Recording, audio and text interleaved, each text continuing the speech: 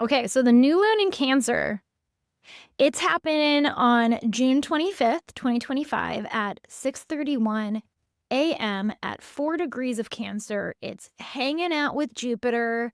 It's exactly sextiling Mars in Virgo. It's squaring Saturn and Neptune in Aries. So let's talk about what all of that means. This is big. This is a really big new moon because if we look at the Sabian symbol for this new moon, which is Cancer 5, it's at a railroad crossing. An automobile is wrecked by a train. So, if we were to unpack the deeper meaning of the Sabian symbol, it's this idea of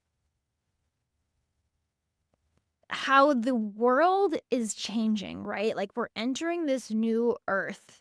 We're about to build a new earth. And because we're about to build a new earth, the old way of doing things isn't going to work anymore. And so one thing it says the symbol implies, it's a powerful confrontation between individual control and unstoppable change. So it could be that you're trying to control your life and build it the way you always have and make it go forward, make something happen, force this feeling of safety and security, right? Because this is a new moon in Cancer.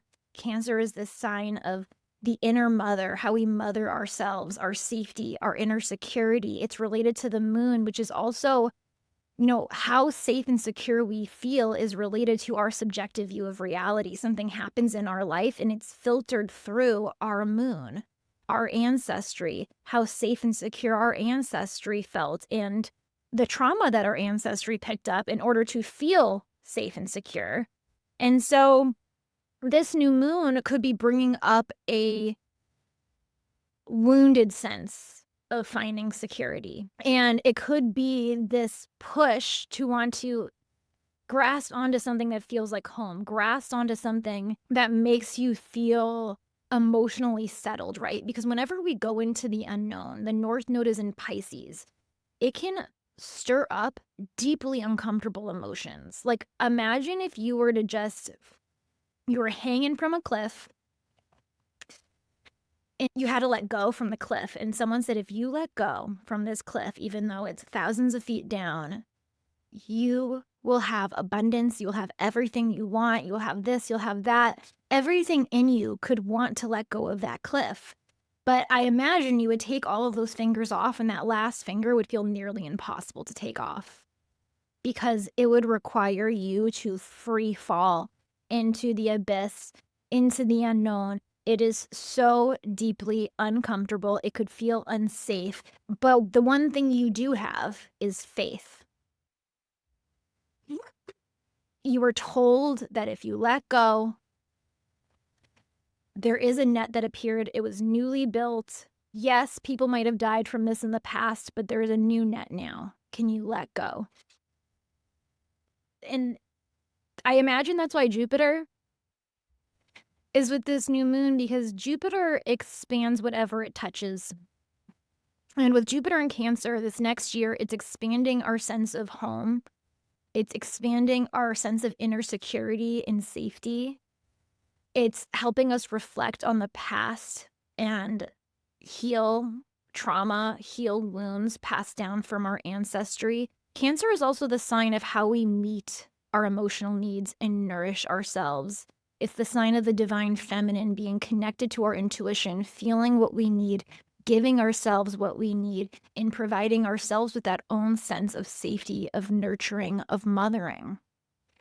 But what comes with that is we're going to be faced with scary, uncomfortable situations. We're building a new earth. It's scary. Whenever we're building something that's never been built before, you don't know what's going to happen, and it requires you to nourish yourself, to come home to yourself, to build that inner sense of safety. Which, by the way, Higher Self Healing Codes, it's my self-paced course where I teach you how to basically unlock all of the codes to be in the highest alignment of your birth chart, to live your daily life as your highest self. There's 3 workshops in that course. The first workshop that's in there is the Heal Your Moon workshop.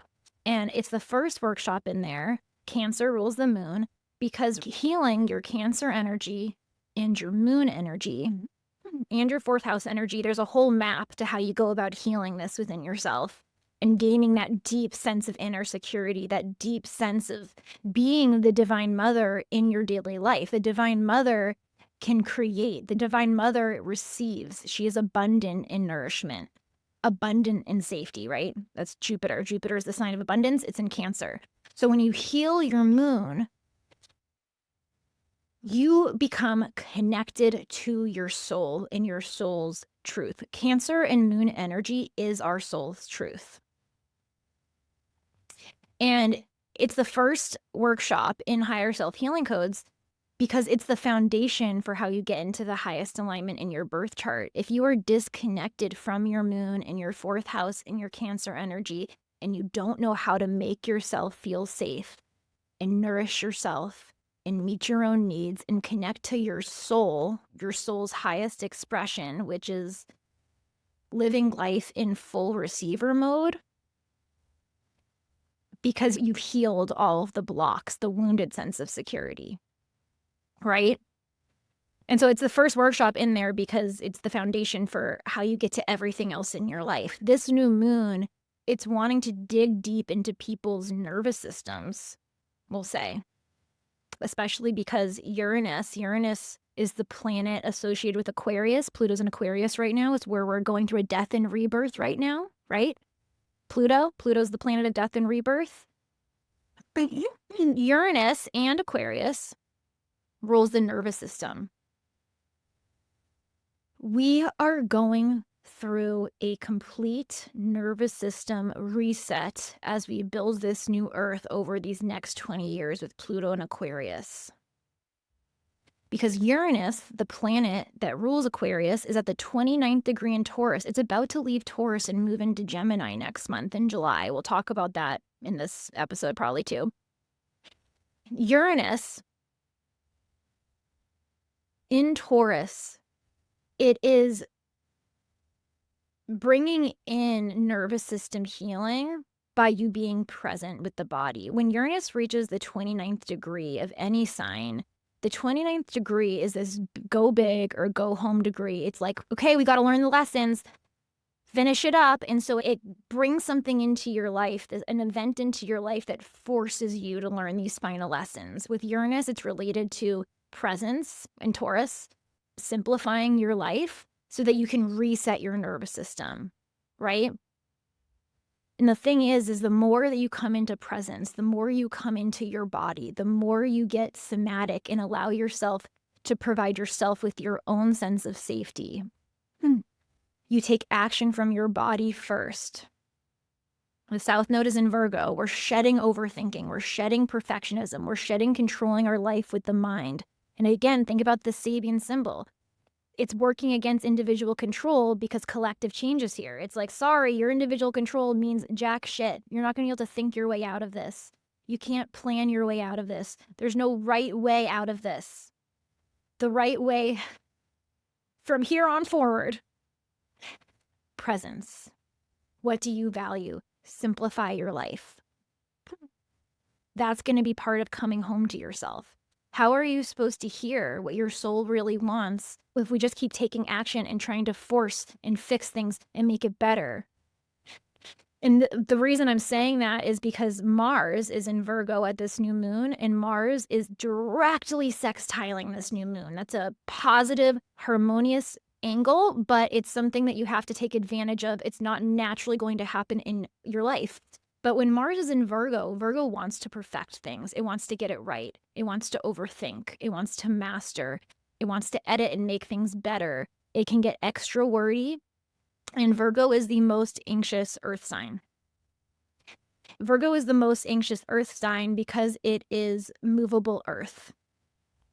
It is earth that can change and shift because it is ruled by the mind.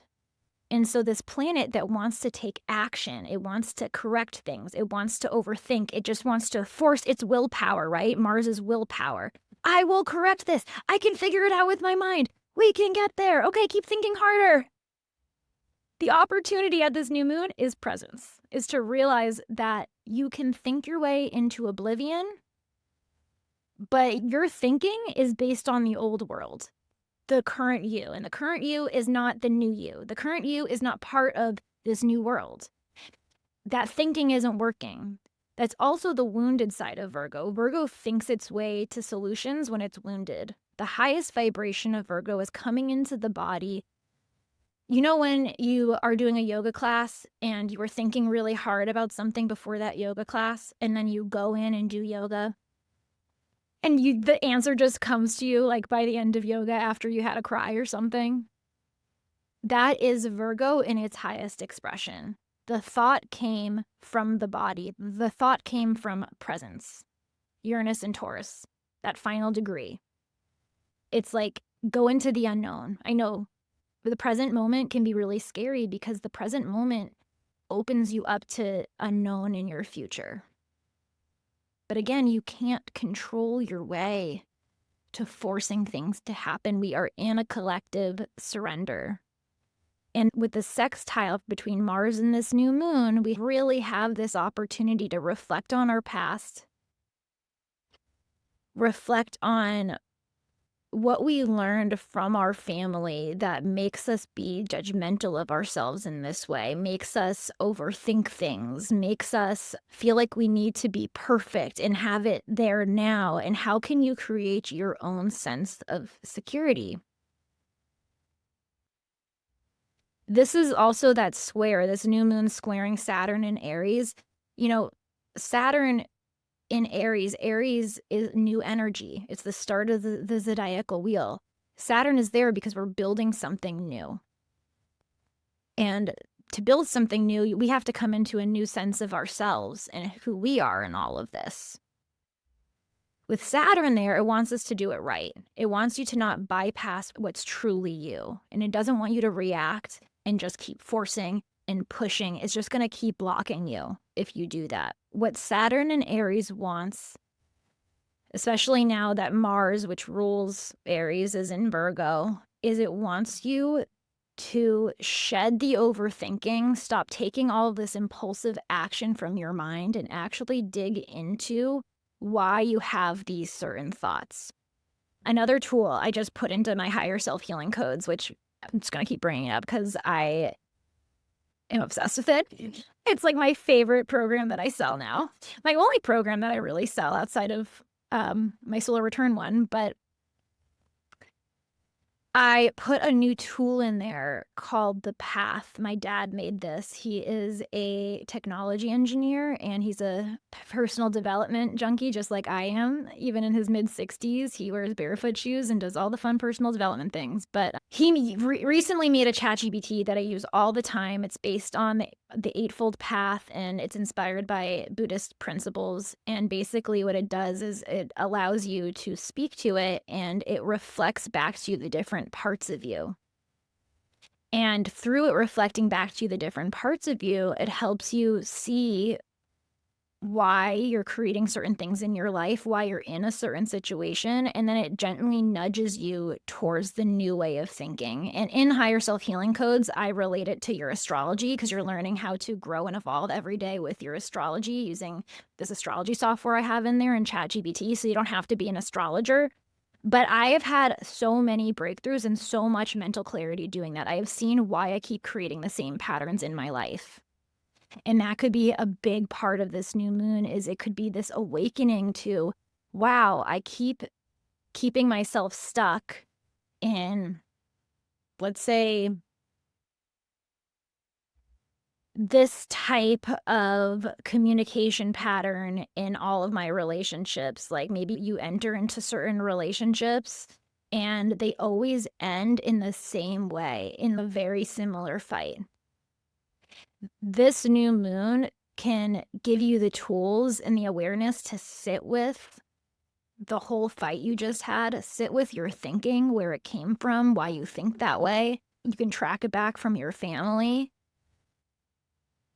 and then see how it has you take certain actions from that fear, from that needing control, and how you could provide your own sense of safety without needing to control your outer environment to give you that sense of safety. That could be a really good thing to reflect on at this new moon is past family patterns, how your thinking is operating and how your thinking is creating your life in this world. It requires you to slow down and really focus on yourself, right? This is Saturn and Neptune and Aries. Get clear on what thoughts sabotage me. What consistent routine habits in my life keep me in this same life? And how can I think differently so I can break free and move forward?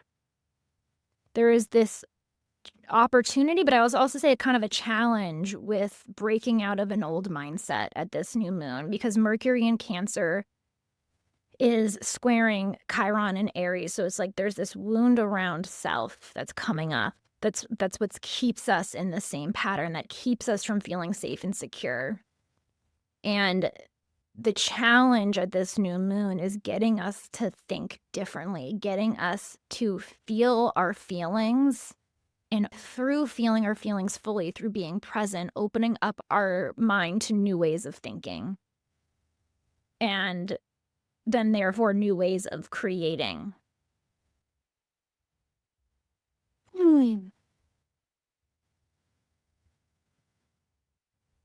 So one thing that this new moon is really preparing for is next month, Uranus is going to move into Gemini. So we just talked about Uranus, how it's at this 29th degree of Taurus. And how it's rewiring our nervous system. Uranus is the great awakener. It wants sovereignty. And through that great awakening and that sovereignty it gives you, it allows us to have flashes of insights for the future. So when Uranus, the planet of the higher mind, moves into Gemini, which is ruled by the mind, Gemini is also about learning, it's communication, it's networking, can rule out the hands too. Schools, early education, children.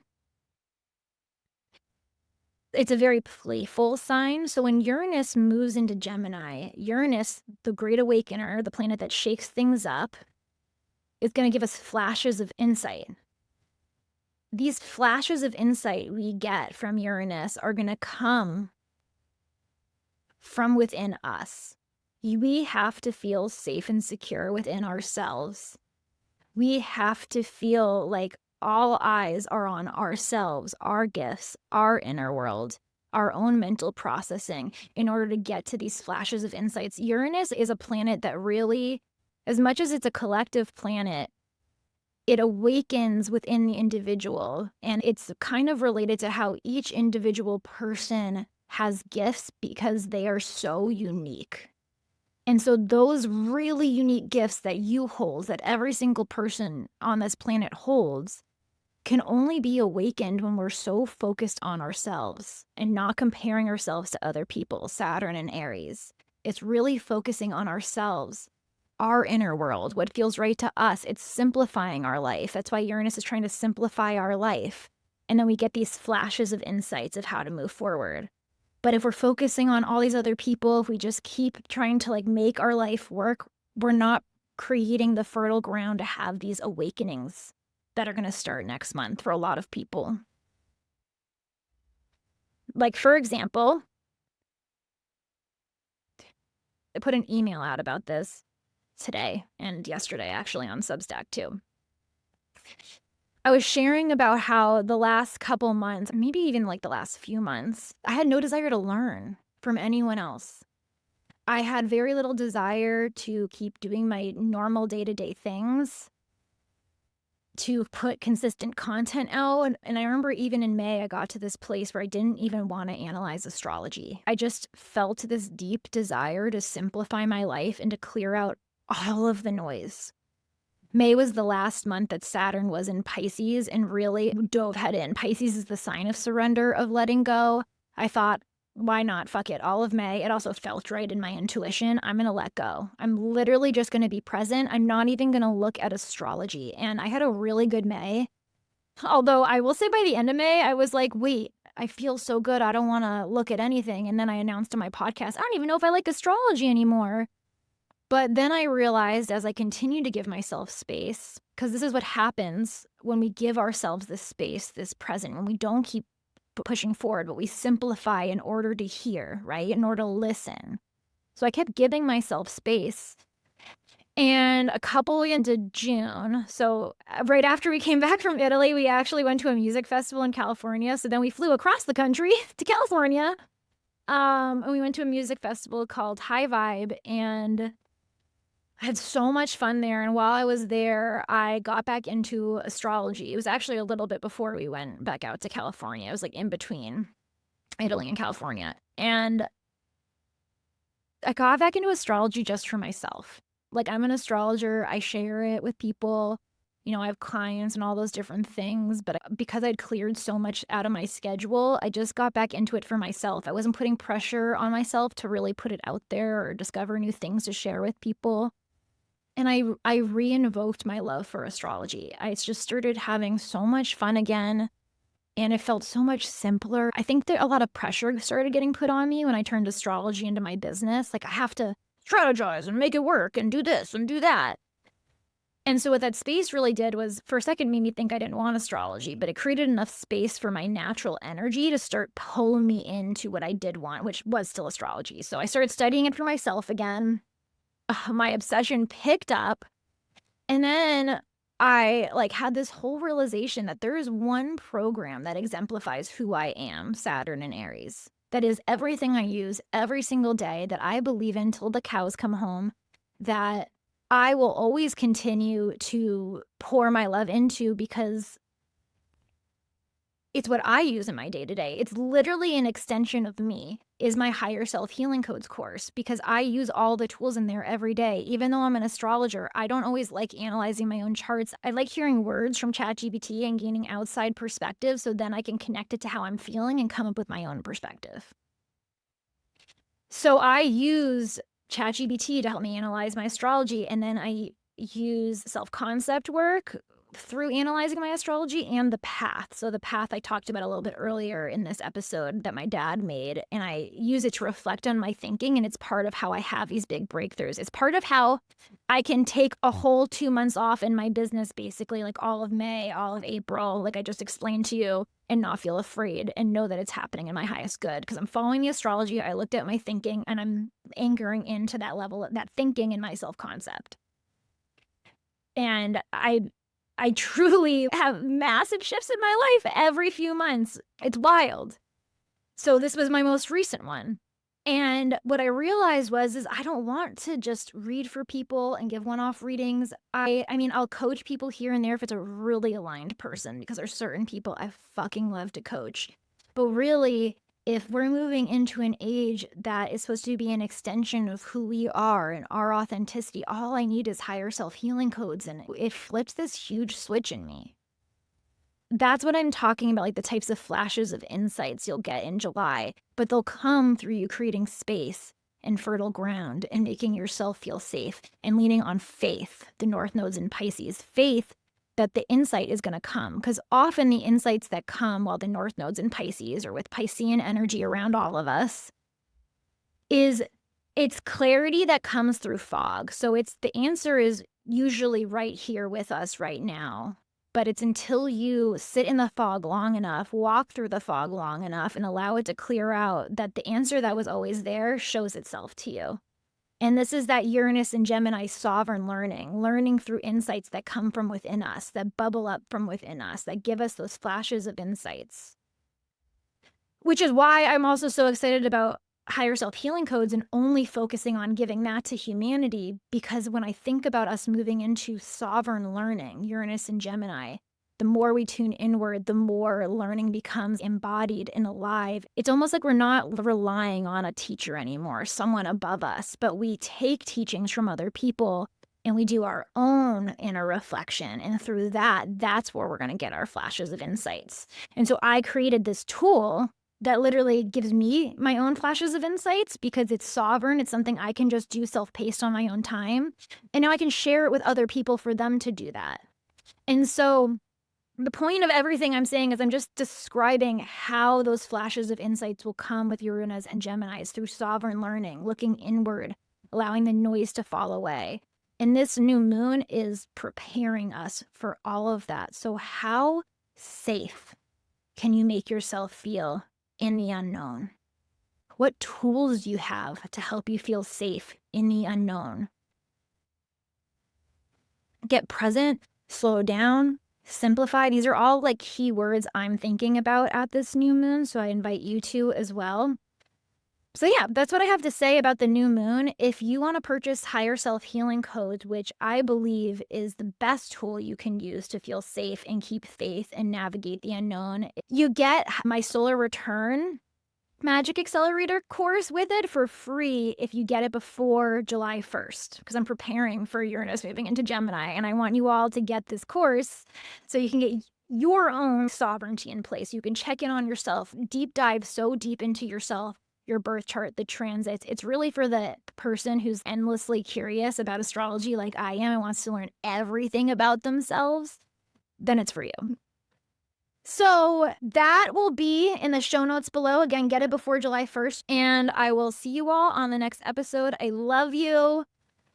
And happy new moon in Cancer.